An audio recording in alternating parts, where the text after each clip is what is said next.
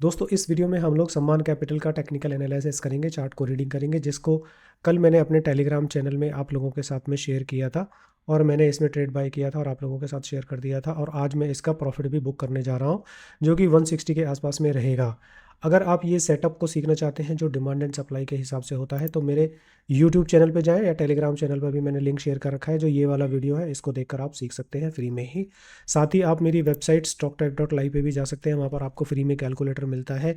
साथ ही मेरी जो रिसर्च है वो मिलती है। कैलकुलेटर के हिसाब से आपको कितनी क्वांटिटी बाय करनी है अपने रिस्क मैनेज के हिसाब से आप यहाँ पर निकाल सकते हैं ईजिली।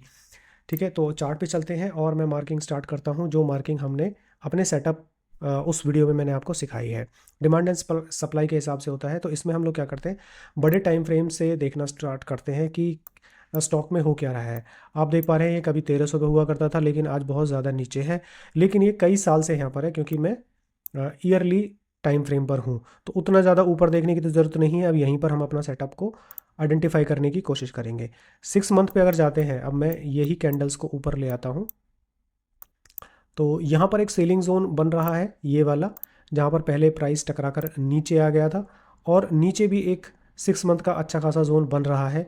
लेकिन अब क्योंकि ये बहुत पुराना था और पहले भी प्राइस आने के बाद में ये वाली यहाँ तक प्राइस चला गया है। आप सोचिए कि प्राइस जो है वो 98 से लेके 190 तक गया है, तो इतना पुराना देखने की ज़रूरत नहीं है। इसको हम लोग टेस्टेड मानते हैं। ठीक है, 3 महीने पे जाते हैं तो भी हमको ज़्यादा कुछ अच्छी पिक्चर नज़र नहीं आ रही है।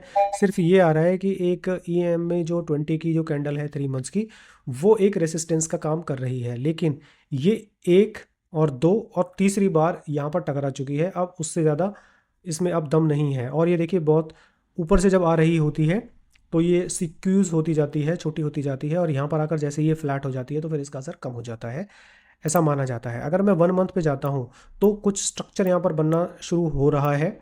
अब यहाँ पर देखिए, पहले प्राइस आया था और कंसेक्यूटिव, ये देखिए, पहले मैं आपको ये दिखाना चाहूँगा कि हमारे सेटअप के हिसाब से पहले 1 मंथ पे कितना बढ़िया सेटअप बना है। इस तरह की दो बढ़िया कैंडल मिल जाए, पीछे एक छोटी कैंडल मिल जाए और वो भी रिवर्सल पैटर्न में हो, तो ये तो ज़बरदस्ती होती है।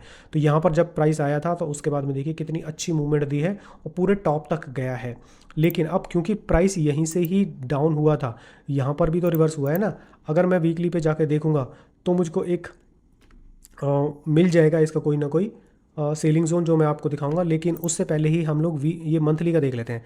अब देखिए, प्राइस यहाँ से तो गया है। अब हमने यहाँ तक रीड कर लिया कि प्राइस यहाँ तक आया, वो आने के बाद में ये वाली कैंडल ने एंट्री ली, लेने के बाद में काफ़ी अप तक गया और यहाँ से रिवर्सल हुआ था।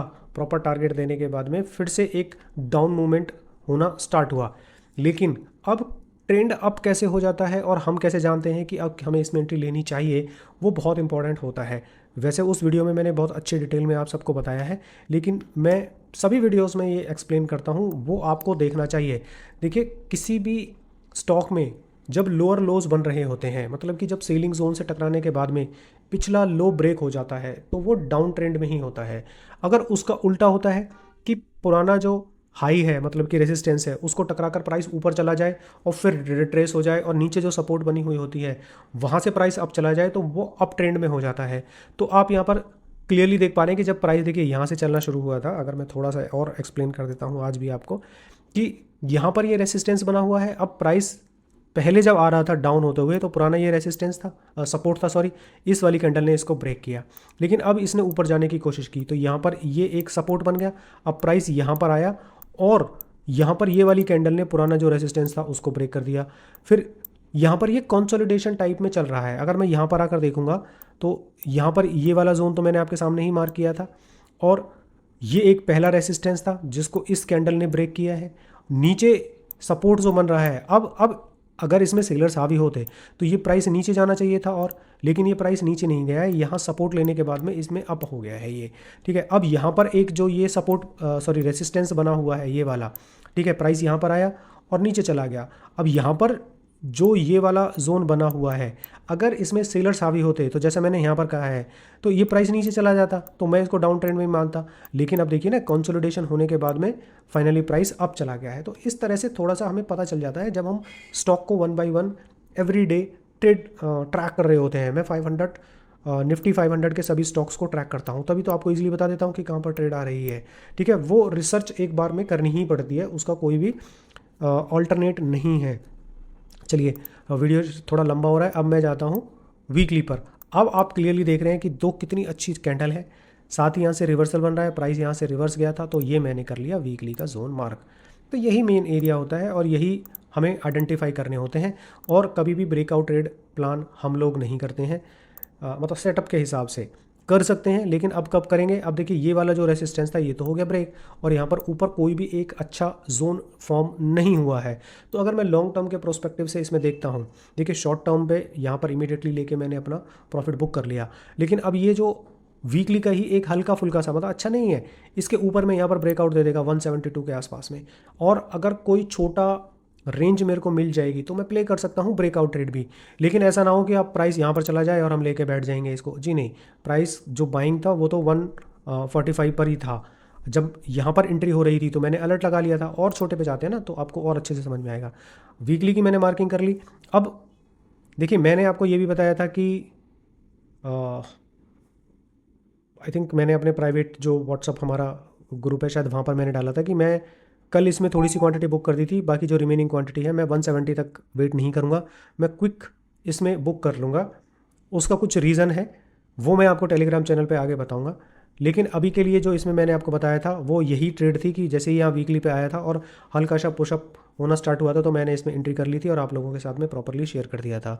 ठीक है, कुछ क्वांटिटी मैंने कल ही बुक कर ली थी, लेकिन रिमेनिंग क्वांटिटी को मैं 162 के आसपास में या 160 पे देखते हैं इवनिंग तक क्या सिचुएशन रहती है मार्केट की। ठीक है, तो ये EMA 20 भी आ रहा है, लेकिन इतना इफेक्टिव नहीं है क्योंकि ये एक फ्लैट बन चुका है, डाउन में नहीं है। तो ये जोन मैंने मार्क किया, एंट्री हो गई, कुछ क्वांटिटी मेरी बुक हो गई, रिमेनिंग क्वांटिटी यहाँ पर हो जाएगी। अगर मैं फ्यूचर में इसमें क्या प्लानिंग कर सकता हूँ कि जैसे ही ये इसके ऊपर में यहाँ पर क्लोजिंग देगा और अच्छा सा नीचे कोई फॉर्म हो जाएगा, जैसे कि अभी ये वाली कैंडल है, ये back to back 2-3 green candle बन जाती है और अगर रिट्रेस होता है फिर मैं यहाँ पर लॉन्ग टर्म के लिए बना रहूँगा। क्योंकि अब मेरे पास में जो रास्ता है ना ऊपर का पूरा क्लियर हो गया है। यहाँ पर एक हल्का सा रेसिस्टेंस यहाँ पर भी है 175 के आसपास में, लेकिन अच्छा नहीं है। लेकिन हो सकता है प्राइस वहाँ पर स्टक हो थोड़ी देर के लिए, लेकिन इस तरह की कोई भी नहीं है जैसे कि ये वाला बना हुआ है ना, ये वाला ऊपर बना हुआ है, इतना क्वालिटी का कोई नहीं है। आप देखिए मेरे रेसिस्टेंस जो है वो ऑलमोस्ट सारे के सारे ख़त्म हो चुके हैं। जो एक मेन रेसिस्टेंस ये एरिया था, अब देखिए इसमें प्राइस कितनी बार टकरा चुका है। इसमें प्राइस पहले एक बार यहाँ पर हिट हुआ, दूसरी बार हिट हुआ, अब तीसरी बार हिट हुआ। तो आपको क्या लगता है कि ये फोर्थ टाइम भी रहेगा? अब ये 100% ब्रेक आउट देने के कगार पर है। तो लॉन्ग टर्म के प्रोस्पेक्टिव से भी ये स्टॉक काफ़ी अच्छा है, आप इसको फॉलो कीजिए डे बाय डे। मेरे टेलीग्राम चैनल पे जा सकते हैं और मेरी वेबसाइट और यूट्यूब चैनल को भी आप फॉलो कर लीजिए, क्योंकि मैं यहाँ पर ये सारी चीज़ें आप लोगों के साथ में शेयर करता रहता हूँ। ठीक है, तो आगे जाके अगर इसमें लॉन्ग टर्म इन्वेस्टमेंट करना पड़ेगा तो डेफिनेटली करेंगे। हालांकि अभी भी अगर एंट्री की जाए इसके लॉन्ग टर्म के प्रोस्पेक्टिव से तो इसका जो स्टॉप लॉस है वो रखना है 132 पे, यहीं पर रहेगा। इन्वेस्टमेंट हो चाहे आपका ट्रेडिंग हो, जो इसका स्टॉप लॉस है वो 132 ही है। ठीक है, इन्वेस्टमेंट के लिए अगर इसको लॉन्ग टर्म के लिए होल्ड किया जाएगा तो भी स्टॉक में कोई बुराई नहीं है, अगर आप शॉर्ट टर्म में इसकी एग्जिट नहीं करना चाहते हैं तो ये था मेरा प्लान सम्मान कैपिटल के लिए। अगर कोई भी क्वेश्चन क्वेरी है या किसी और स्टॉक से कोई भी रिलेटेड कोई भी क्वेरी है तो आप कमेंट सेक्शन में जाके लिखिए, मैं उसको अगर अच्छा कोई स्टॉक पे कोई अच्छा प्राइस सेक्शन बन रहा होगा तो उस पर वीडियो बना के जरूर डालूंगा। Thank you friends for watching my video. Please come back again for such wonderful videos. Thank you.